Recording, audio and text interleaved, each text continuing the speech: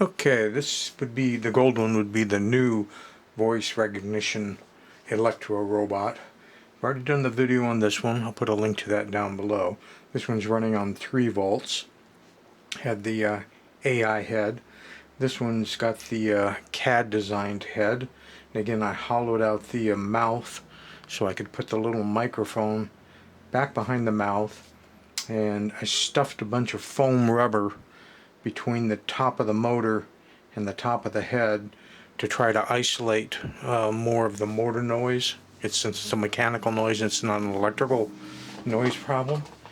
And this one is running on 4.5 volts. As you can see, I was able to bring the battery door up and down and then lowered the switch so that I could get 3 AAA batteries in there. And I also wrote the commands inside the door in case somebody forgets. And let's see if we can get it working. So when you first power them on, they're going to go into the walk cycle. Unless you happen to have turned it off when it was walking, then it'll power up walking. Did the same thing on the eyes. I wanted them a nice dim yellow, not blazing and hurting. And the gears are kind of lit up in there. I'm going to turn the room lights off for a second so you can kind of see what that looks like. Well, you could see what it looked like until the camera decided to automatically turn its light source on. So, what was the command? Elektro, walk forward.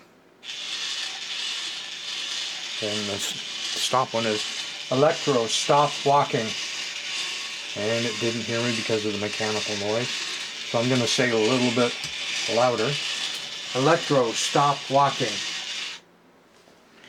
You got to be louder in the microphone than the mechanical noise that's picked up. I think in the end, basically, the TT gear motors that I'm using here, they're not quiet. They never have been. It's just that they're very inexpensive and not that hard to get. So I think a redesign using a quieter gear motor like the N20s, just get one that's geared, because it's such a smaller motor, you're going to have to get one that's really geared down low, and then probably run it on the 3 batteries, the 4.5 volt system, and see how that goes, because they're fairly silent when they're running, and I think the microphone might appreciate that in this particular design.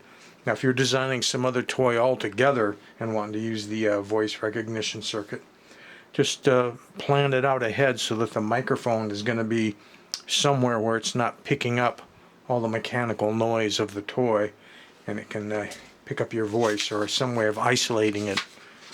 And as covered in the video for that one, there is a complete schematic. You can freeze frame and look at this all you want.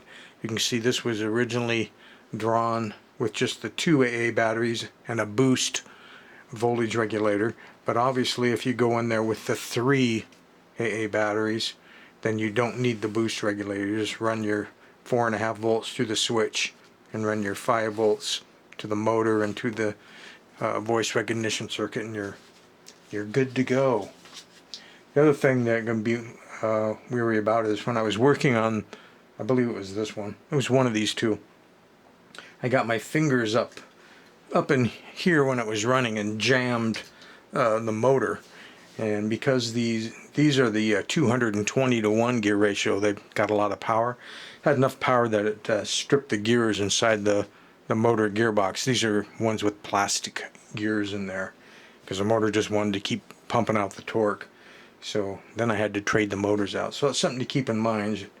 If you jam this up while you're working on it, you may actually damage the little TT motor. But again, would you lose $1, $2 if you bought them off AliExpress? But perhaps a redesign using an N20. I'll have to think about that, because it kind of means I got to redo the whole gearbox thing. I don't know if we could keep these gears or not. Maybe we could. Something to think about, though.